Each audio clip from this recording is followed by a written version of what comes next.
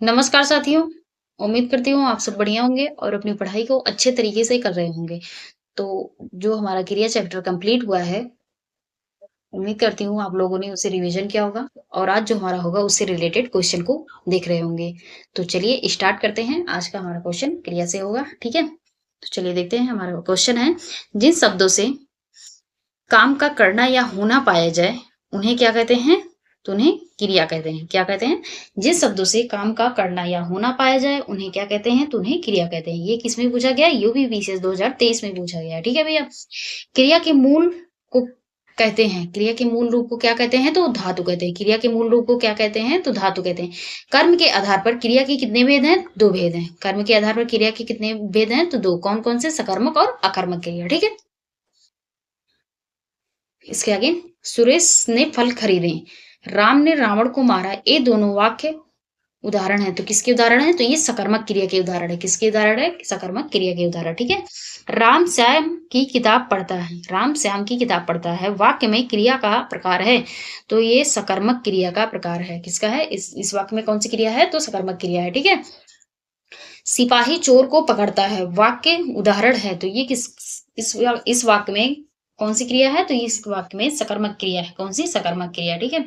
सीमांत पकौड़े खा रहा है, सीमांत पकौड़े खा रहा है, तो इसमें कौन सी क्रिया है? तो इसमें भी सकर्मक क्रिया। ठीक है?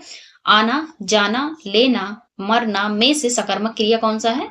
तो लेना जो है ये हमारा सकर्मक क्रिया हो जाएगा। ठीक है? श्याम खाता है, यह वाक्य उदाहरण है। तो ये किसका उदाहरण है? तो ये सकर्मक क्रिया का उदाहरण। ठीक है? इसके इसके आगे, मेरे घर में मेरी दादी माँ खाना बनाती है, इस वाक्य में क्रिया क्या है?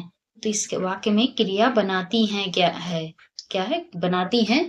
क्या हो जाएगा? क्रिया हो जाएगा। ठीक है? लेटना, छूटना, पिघलना तथा तड़पना में से सकर्मक क्रिया कौन सा है? तो तड़पना, तड़पाना, सॉरी तड़पाना है। तड़पाना क्या है? सकर्मक क्रिया है। ठीक है?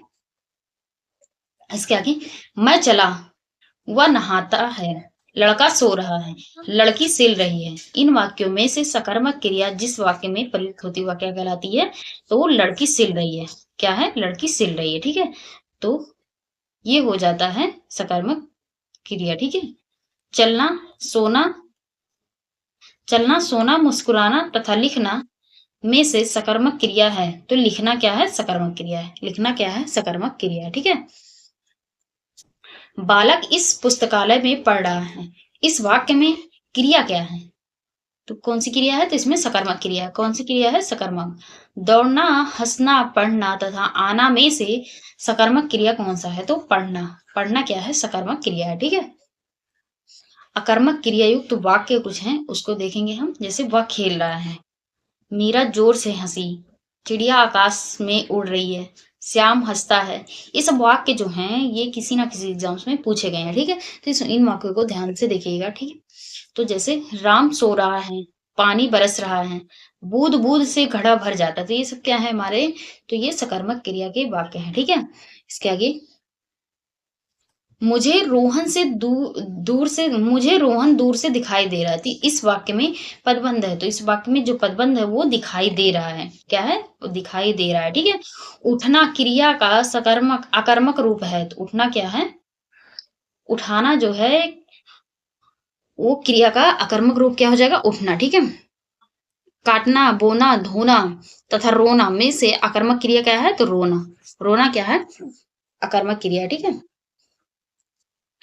इसके आगे, मूल अकर्मक धातुओं के साथ प्रत्यय जोड़कर बनाई गई क्रिया धातुएं कहलाती हैं। तो साधित सकर्मक धातु कहलाती हैं। क्या? साधित सकर्मक धातु कहलाती हैं। ठीक है? पूर्वकालिक क्रिया युक्त वाक्य कुछ हैं, उनको हम देखेंगे। तो ये वाक्य बहुत इंपॉर्टेंट है, तो इसको ध्यान पूर्वक आप लोग देखिएगा। ठीक है? चलिए देखते हैं। उसने नहाकर भोजन किया, ये यूपी पीसीएस 2021 में पूछा गया है और यूपी टेट में भी पूछा गया। ठीक है? पंडित जी हवन कराकर कथा कह रहे हैं, रोहन चाय पीकर बैठ गया, अब पढ़कर क्या होगा? अब पढ़कर क्या होगा? ये यूपी त्रिपल एसएससी 2015 में पूछा जाने वाला वाक्य है। ठीक है? इसके आगे, जब कर्ता एक क्रिया को समाप्त कर उसी क्षण दूसरी क्रिया को प्रवृत्त कर दे या शुरू कर दे तो तब पहली क्रिया कहलाती है। तो पूर्वकालिक क्रिया कहलाती है। क्या? पूर्वकालिक क्रिया कहलाती है। ठीक है? जैसे उसने मेरी सारी संपत्ति हथिया ली। इस वाक्य में क्रिया है, तो इस वाक्य में क्या है? नाम धातु क्रिया है। कौन-सी क्रिया? हथिया ली, हथियाना, लतियाना, पतियाना ये सब क्या है? तो ये सब नाम धातु क्रिया है। क्या है? नाम धातु क्रिया है, ठीक है? जैसे हथियाना शब्द क्या हो जाएगा? तो नाम धातु क्रिया हो जाएगा, ठीक है? जो क्रिया संज्ञा या विशेषण से बनती है, उसे क्या कहते हैं? नाम धातु क्रिया कहते हैं। जो क्रिया संज्ञा या विशेषण से बनती है, उसे क्या कहते हैं? तो उसे नाम धातु क्रिया कहते हैं, ठीक है? चलिए इसके आगे देखते हैं। दीपा ने गाय को चारा खिलाया। तो इस वाक्य में 2 क्रिया है। एक तो दीपा ने गाय को क्या किया? चारा खिलाया, ठीक है? तो इसमें कौन-सी क्रिया है? द्विकर्मक क्रिया है। इसके आगे अवकाश बोधक, निश्चय बोधक और नित्यता बोधक तथा नाम बोधक में से संयुक्त क्रिया का भेद नहीं है, तो नाम बोधक। नाम बोधक जो है ये संयुक्त क्रिया का भेद नहीं है, ठीक है? तुम प्रतिदिन पढ़ने आया करो। तुम प्रतिदिन क्या करो? पढ़ने आया करो। तुम प्रतिदिन पढ़ने आया करो, ठीक है? इस वाक्य का उदाहरण क्या है? तो संयुक्त क्रिया का उदाहरण। किसका उदाहरण है? संयुक्त क्रिया का, ठीक है? मैंने नौकर से खाना बनवाया। तो ये किसका? ये प्रेरणार्थक है, जो किसी के द्वारा करवाया जाए, बनवाया जाए, ठीक है? तो क्या हो जाएगा? वो प्रेरणार्थक क्रिया हो जाएगा, ठीक है?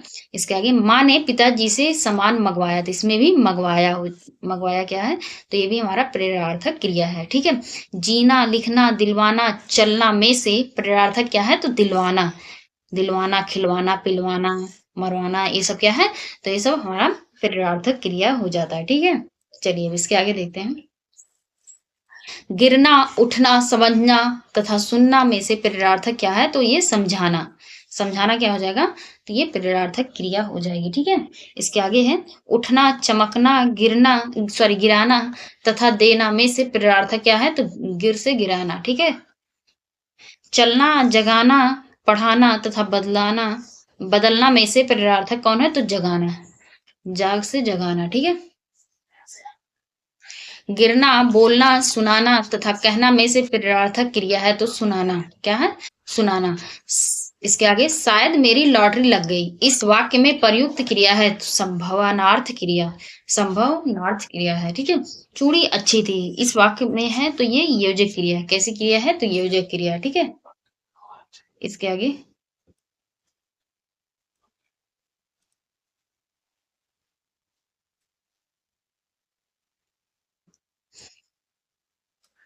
1 मिनट, ठीक है भैया? चलिए इसके आगे देखते हैं। इसके आगे है अखिल घर के आंगन में खेलता है। इस वाक्य में क्रिया है, तो इसमें वाक्य में क्रिया क्या है? तो खेलता है। खेलता है क्या हो जाएगा? क्रिया हो जाएगा, ठीक है? क्रिया के जिस रूप से वर्तमान में क्रिया होने का संदेह हो, वह क्रिया का संदर्भ कहलाता है। क्रिया की जिस रूप में वर्तमान में क्रिया होने का संदेह हो, तो संदेह मतलब संदिग्ध। जहाँ संदेह हो तो वहां क्या हो जाएगा? संदिग्ध वर्तमान काल हो जाएगा। क्या? संदिग्ध वर्तमान काल, ठीक है? चलिए अब इसके आगे देखते हैं। हम्म तो यहाँ क्या है? क्रिया का क्वेश्चन समाप्त हो रहा है, ठीक है? अब यहाँ हो जाएगा इसके आगे। कहाँ गया? हाँ, अब हमारा अव्यय से क्वेश्चन होगा, ठीक है? अव्यय भी देख लेते हैं कि अव्यय चैप्टर भी हमारा कंप्लीट हो चुका है, ठीक है? जिन शब्दों में लिंग वचन कारक आदि के कारण कोई परिवर्तन नहीं होता, वे कहलाते हैं, तो वे अव्यय कहलाते हैं। क्या कहलाते हैं? अव्यय कहलाते हैं। जिन शब्दों में लिंग वचन कारक आदि के कारण कोई परिवर्तन नहीं होता, वो क्या कहलाते हैं? तो वे अव्यय कहलाते हैं, ठीक है? इसके आगे आहा। आप आगे इस वाक्य में आहा शब्द है, तो अव्यय। अभी मैंने बताया था ना कि आह क्या है? तो अव्यय है, ठीक है? संज्ञा, अव्यय, विशेषण तथा क्रिया में से जो विकृत नहीं होता, वो क्या कहलाता है? तो अव्यय कहलाता है, ठीक है? भला मैं क्या कर सकता हूँ? वाक्य में भला क्या है? तो भला अव्यय है। क्या है? अव्यय, ठीक है? वर्तमान, नया तथा और सुंदर में से अव्यय शब्द है, तो तथा। तथा क्या है? अव्यय शब्द है, ठीक है? हमें प्रतिदिन सूर्य नमस्कार करना चाहिए, तो इस वाक्य में अव्यय क्या है? तो प्रतिदिन, ठीक है? प्रतिदिन क्या है? तो अव्यय है। इसके आगे अफ़सोस मैं नहीं जा सका। इस वाक्य में अफ़सोस शब्द है, तो शोक सूचक। क्या है? शोक सूचक अव्यय है, ठीक है? वह हमेशा अपने भाई के गीत गाता रहता है। इस वाक्य में हमेशा क्या है? तो अव्यय क्या है? तो अव्यय जो है हमेशा हो जाएगा। हमेशा हो जाएगा, ठीक है? पूर्वकालिक कृदंत, भूतकालिक कृदंत, तत्कालिक कृदंत तथा पूर्ण क्रियाद्योतक में से कृदंत अव्यय का एक प्रकार है तो भूतकालिक कृदंत। ठीक है, कौन है? भूतकालिक कृदंत। ठीक, इसके आगे वह दिन भर पढ़ता रहता है। इस वाक्य में दिन भर शब्द है तो निपात है। दिन भर, पेट भर, ये सब क्या है? तो निपात है। ठीक है, वह काम नहीं करता है, वह काम नहीं करता है तो वाक्य में अव्यय है नहीं। नहीं क्या है? अव्यय है। ठीक है, आज, कल, इधर तथा किसे में से अव्यय नहीं है तो किसे क्या है? अव्यय नहीं है। ठीक है, इसके आगे वह लाचार है क्योंकि वह अंधा है। इस वाक्य में अव्यय है तो कारणवाचक अव्यय। क्या है? कारणवाचक। वह लाचार क्यों है? क्योंकि वह अंधा है। ठीक है, कारण है ना।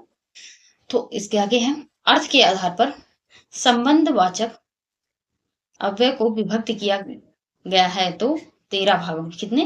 13 भागों में। ठीक है, मैं वहां होकर आया हूं, इस वाक्य में अव्यय है तो वहां, वहां क्या है? अव्यय है। ठीक है, इसके आगे है उत्तर ठीक, जापान तथा कृष्णा में से अव्यय है ठीक। ठीक क्या है? अव्यय। ठीक है, सर्वदा, सर्वत्र, इतना तथा गलत में से परिणामवाचक क्रिया विशेषण अव्यय है तो इतना। उसने कटोरा भर दूध पिया तो इस वाक्य में अव्यय क्या है? कटोरा भर। भर जो है ये अव्यय हो जाएगा। ठीक है, इसके आगे है राम धीरे धीरे पढ़ता है। इस वाक्य में अव्यय है तो क्रिया विशेषण अव्यय है। कौन सा अव्यय है? तो क्रिया विशेषण अव्यय है। धीरे धीरे में क्या है? क्रिया विशेषण अव्यय है। ठीक है, सीता सखियों सहित पुष्प वाटिका गई। सीता सखियों सहित पुष्प वाटिका गई तो इस वाक्य में रेखांकित पद में है तो संबंध बोधक अव्यय है। कौन सा? संबंध बोधक अव्यय। रात भर जागना स्वास्थ्य के लिए अच्छा नहीं है। इस वाक्य में से रेखांकित शब्द है तो संबंध सूचक अव्यय। कौन सा है? संबंध सूचक अव्यय है। ठीक है, इसके आगे है इसके बिना कुछ, तुम कुछ नहीं हो। इसके बिना, सॉरी, इनके बिना, सॉरी, उनके बिना तुम कुछ नहीं हो। क्या हो? उनके बिना तुम कुछ नहीं हो। इस वाक्य में संबंध बोधक शब्द है तो बिना। बिना क्या है? संबंध बोधक शब्द है। ठीक है, इसके आगे अर्थात एतेव अथवा आजन्म में से समुच्चय बोधक अव्यय है तो आजन्म में क्या हो जाएगा? समुच्चय बोधक हो जाएगा। ठीक है, प्राचीन, मोटा, गरीब और में से अव्यय शब्द है तो और क्या हो जाएगा? अव्यय शब्द हो जाएगा। ठीक है, अथवा शब्द व्याकरण की दृष्टि से है तो अथवा क्या है? अव्यय है। ये टीजीटी 2013 में पूछा जाने वाला क्वेश्चन है। वह पढ़ता है लेकिन बात भी बहुत करता है। व्याकरण की दृष्टि से रेखांकित शब्द है लेकिन क्या हो जाएगा? तो अव्यय हो जाएगा। क्या हो जाएगा? अव्यय। ठीक है, भारत, श्याम, आह तथा दक्षिण में से अव्यय शब्द है तो आह। आह क्या हो जाएगा? ये हमारा अव्यय शब्द हो जाता है। ठीक है, जिन अव्ययों का संबंध वाक्य से नहीं वक्ता के हर्ष, शोक आदि भाव से होता है वे क्या कहलाते हैं? तो वे विस्मयादि बोधक कहलाते हैं। विस्मयादि बोधक का चिन्ह कैसे होता है? तो इस तरीके से होता है। कैसे होता है? इस तरीके से। ठीक है, ऐसे एक डंडा होता है उसके नीचे बिंदी लगी होती है। ठीक है, इसके आगे क्रिया विशेषण अव्यय, विसर्ग बोधक अव्यय, संबंध बोधक अव्यय, समुच्चय बोधक अव्यय में से अव्यय का प्रकार नहीं है तो विसर्ग बोधक अव्यय का।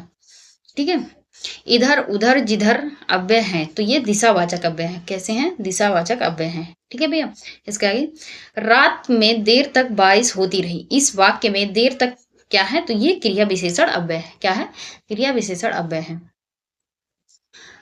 रामू थोड़ी सी मिठाई खाओ। इस वाक्य में थोड़ी सी क्या है? तो ये परिणाम वाचक क्रिया विशेषण है। क्या है? परिणाम वाचक क्रिया विशेषण है। ठीक है भैया, इसके आगे वह साल भर अनुपस्थित रहा। इस वाक्य में क्रिया विशेषण है तो कालवाचक का। कैसा है? कालवाचक का। ठीक है, वह शब्द क्रिया की विशेषता बताए उसे क्या कहते हैं? तो उसे क्रिया विशेषण कहते हैं। जो शब्द क्रिया की विशेषता बताए उसे क्रिया विशेषण कहते हैं।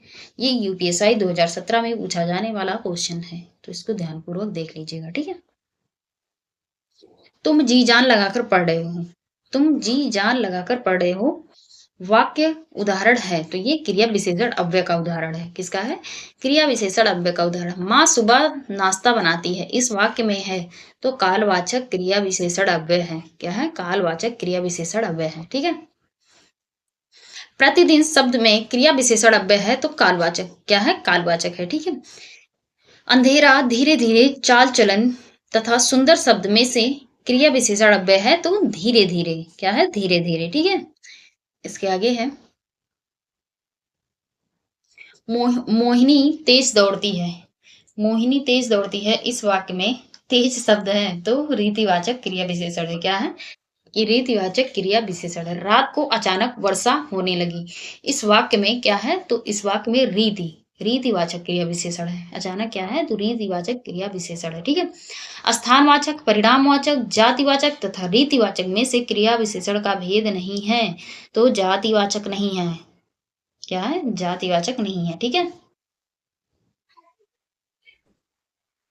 इसके आगे, धावक तेजी गति से दौड़ते हैं।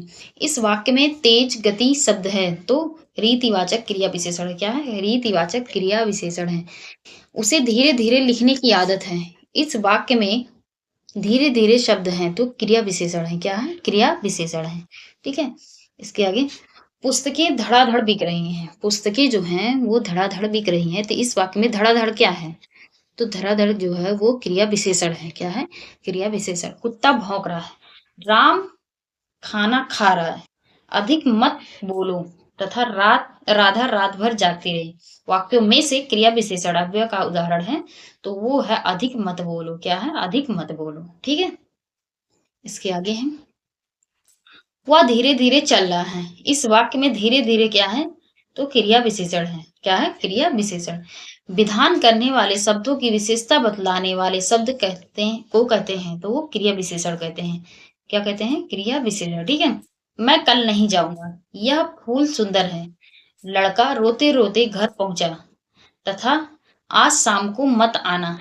इन वाक्यों में क्रिया विशेषण युक्त वाक्य है तो वो है लड़का रोते रोते घर पहुंचा। क्या? लड़का रोते रोते घर पहुंचा। ठीक है?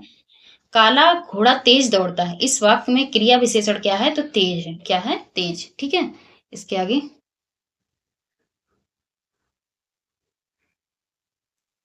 दो क्रिया विशेषणों के मेल से क्या बनते हैं? तो यौगिक क्रिया विशेषण बनते हैं। क्या बनते हैं? यौगिक क्रिया विशेषण बनते हैं। ठीक है? दो क्रिया के मेल से क्या बनते हैं? तो यौगिक क्रिया विशेषण बनते हैं।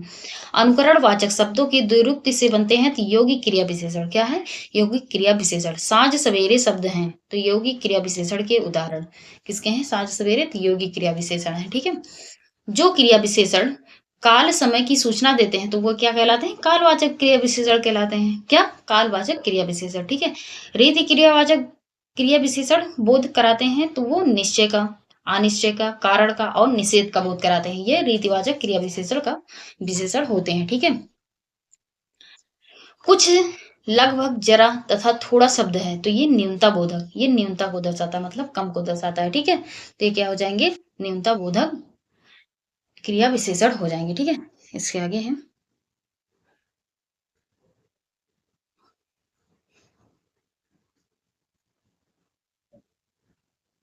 हम्म, सीता सखियों सहित पुष्प वाटिका गई। वाक्य में रेखांकित क्या है? तो संबंध बोधक।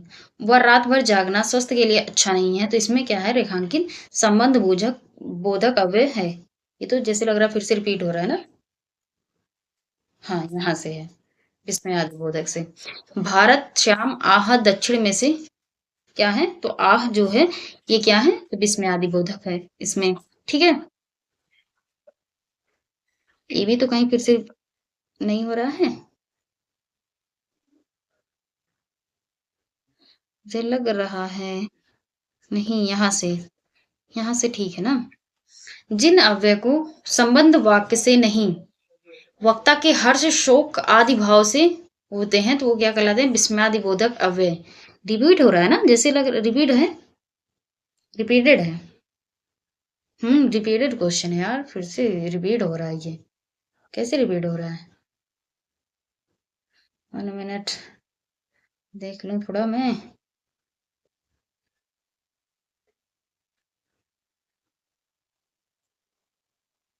कहाँ गए क्वेश्चन? खत्म हो गए क्या? नहीं, अभी है, अभी है भैया। चलो देखते हैं। ठीक, चलिए देखते हैं क्वेश्चन। क्रिया के उस रूपांतर को क्या कहते हैं जिससे उसके कार्य का व्यापार के समय उसकी पूर्ण अवस्था और अपूर्ण अवस्था का बोध हो, अथवा और अपूर्ण अवस्था का बोध हो। क्रिया के उस रूपांतरण को क्या कहते हैं जिससे उसके कार्य व्यापार को, तो मुझे लगता है इतना ही क्वेश्चन था, है ना? इतना ही क्वेश्चन था। तो यहाँ क्या है भैया, रिपीट हो रहा था क्वेश्चन, तो इतना ही क्वेश्चन था इसमें। अब इसके आगे कल जब दूसरा चैप्टर कराया जाएगा तो उससे रिलेटेड क्वेश्चन करवाए जाएंगे, ठीक है भैया। तो इतना ही आज के लिए। तो यहाँ हमारा क्या होता है, समाप्त होता है, ठीक है।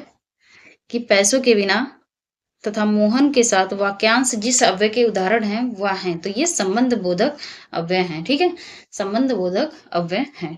तो आज के लिए इतना ही, इसके आगे कल कंटिन्यू करेंगे। Thank you so much.